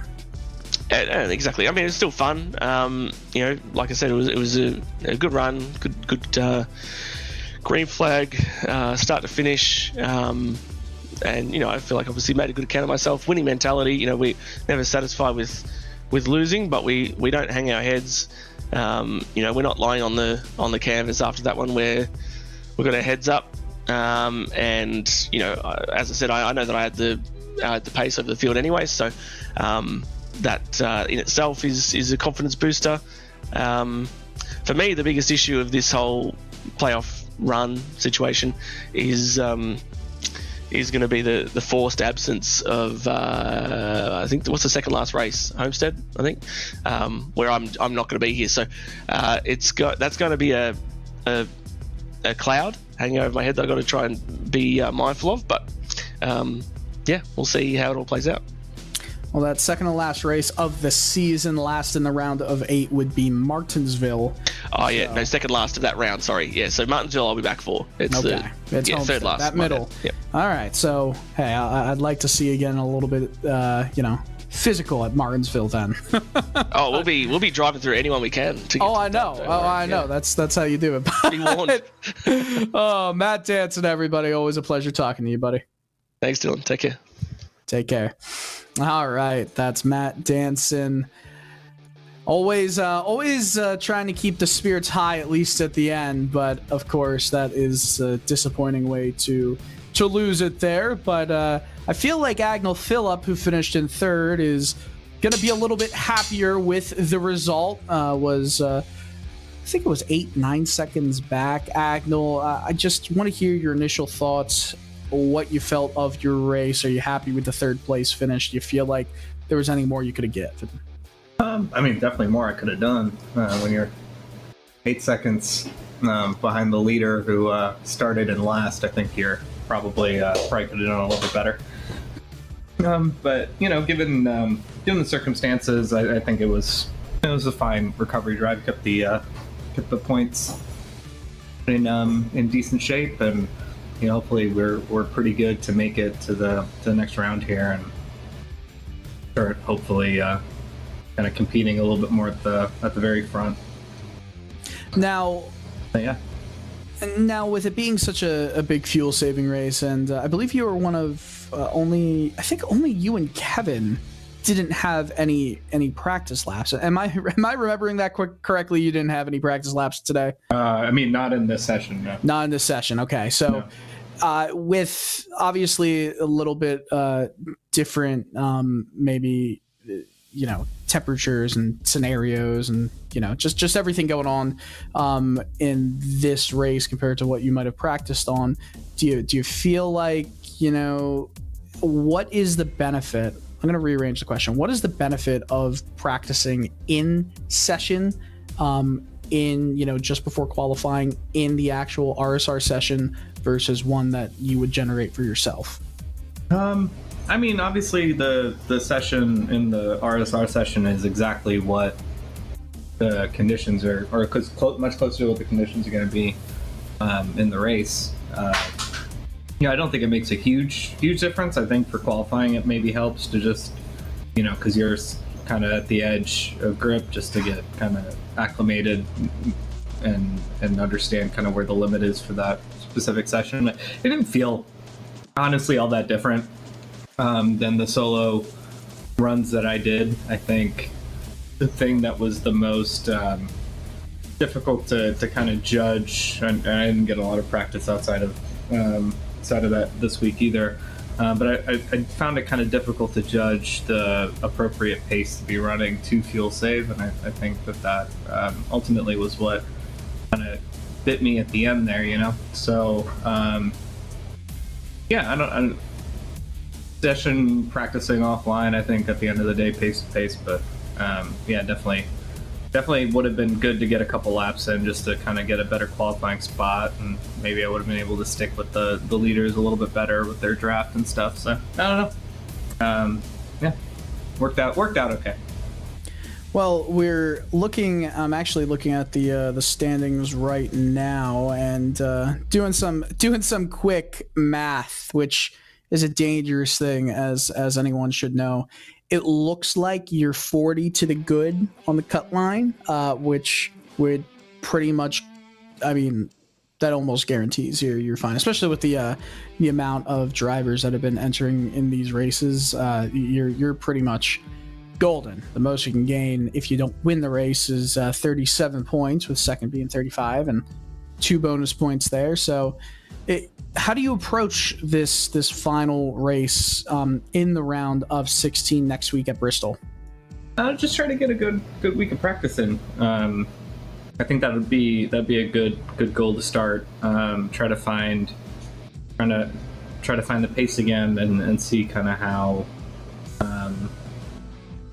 to close the gap a bit. You know, I think obviously Kevin's not eligible for the playoffs, but you know, I want to make sure that, you know, we have a chance to try and win some of these races, so that you know, we don't have to worry as much about points. It'll be a little bit less stressful trying to make it through the rounds. So yeah, just trying to find a bit more pace, a bit more consistency. You know, we got some good drivers in the league up at the front, and it's just, you know, the weeks that you're not quite on it, you definitely get exposed a bit. So just trying to make that not the case for next week, because Bristol's one of my better tracks. So hopefully we can put together a good run there. All right, Agnell Phillip, hey, congrats on the third place run. Pretty much guaranteed yourself into the round of 12 and all but official speak, and looking forward to seeing what the rest of your playoffs hold. I don't think this will be the last time we're talking. Sounds good. Thanks. Agnell Phillip, everybody. Always a pleasure to talk with him. But that's the podium interviews that we've done in this race. Kevin King, the winner. There's not much you can say about Kevin King that hasn't already been said. Kevin's he's almost unbeatable. I mean, you almost have to see him get wrecked or wreck him to have a chance of beating him, and Matt Danson was right there. He almost got it done. You heard him say he could have maybe saved something here, something there. It's all in hindsight, and if that race was ending a lap earlier, we're talking about Matt Danson winning and guaranteeing his way into the round of 12 and getting him a lot of momentum going for the rest of these playoffs. But nonetheless, it has been a fun time, Evan, as I know we're getting close to those points being an official thing as well. We will know what the point standings are in, well, maybe any moment now. Yes, here it is, those point standings. And we see that Brandon Fetterplace is the first driver on the way out, on the outside looking in, and he's actually minus 12. Minus 12 is going to be a substantial margin to try and cut down on, especially with the fact that there were only 24 drivers in the field tonight. 35 points for second. You go down from there, 23 points or whatever like that. That's 12 points. So if we have 24 drivers come in, the lowest you can get is 12 points. It's going to be really difficult for any of the drivers below the cut line. And Eric Papinello and actually William Schmidt are all tied with Fetterplace at minus 12. They're going to need some immense efforts and some really bad luck to go the way of some of the playoff competitors when we're here at Bristol next week. Steve Tucker, minus 24. He almost, he practically needs to win at Bristol to advance. Everybody else, it's looking like they're pretty much to the good. Agnell Phillip, I'm not doing the math completely. I know that, he is plus 40. That pretty much guarantees him into the next round. But, stranger things have happened. Do I think they'll happen? No, I think Agnell Phillip is a lock. Everybody else, though, there is still that outside chance of them, having a rough day. Michael Johnson currently second, but he's only 16 points up of Thomas George in 12th. So if he has a problem, if he has an issue in the race, he drops back, he ends his race early, and everybody else just leapfrogs him. And then there is a new winner from Fetter Place, Papanow, Schmidt, and Tucker, which, they are going to need to show a little bit more speed than otherwise, then they could possibly push a driver like Johnson out. But I don't know. I feel like the way that we see it, the top 12 right now is going to be the way that we see it at the checkered flag at Bristol when we get there, Evan. Yeah, there's going to need to be a couple things to happen for movement, right? George, Burke, Lariah, and Davis, they're kind of in the danger zone. They're going to need to have a really bad night at Bristol, and then one of those cars below the cut line is going to need to have a really good night, right? There's not enough non-playoff competitors in the field. Yeah, there's not enough non-playoff competitors in the field for you to get those 12 points willy-nilly, right? You're going to have to beat that guy by that many positions on the racetrack. That's going to be the challenge. The only takeaway for me, really, Fetter Place, Papanow, Schmidt, Tucker, they all entered below the cut line. They exit below the cut line. Thomas George, bad night tonight. Entered 4th. He's to P12. So he's the one who might have a little bit of nerves as we head to Bristol. And Dylan, we talked about this. Not a race that you want to go into needing something, because it is one of the most unpredictable and unforgiving on the circuit.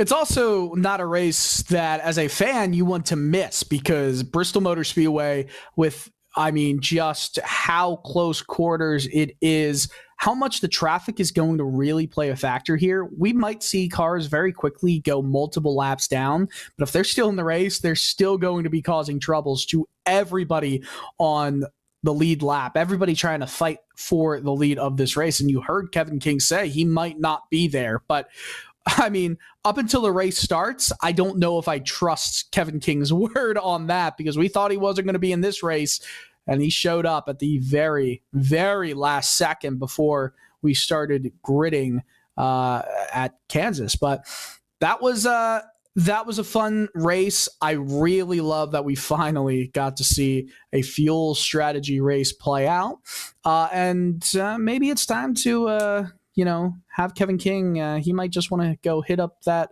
Hollywood casino right there, because while he was fast, he got a little bit of luck at the end. It's been coming up aces for him recently. Kevin King, a winner of 5 of the last 9, including tonight's, with a pass on the final lap in turn 4. Until then, though, that will do it for us here tonight from iRacing's virtual Kansas Speedway. So on behalf of our entire team at RealSimRacing, RaceSpotTV, and for your broadcast crew, for Joshua Lee downstairs, for Dylan Coyle, and myself, Evan Pasoko, I want to thank you for tuning in and congratulate the super spoiler. Kevin King wins another. He is 2 for 2 in the playoffs. Well, the round of 16 rolls on to and will conclude in 1 week's time on Monday, September 18th from iRacing's virtual Bristol Motor Speedway. That race and every race of the 2023 Full Throttle RealSimRacing Cup Series playoffs can be found exclusively right here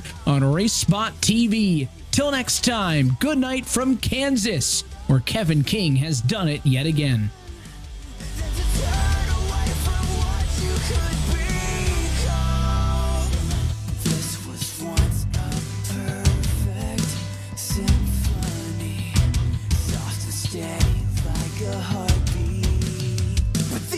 Certain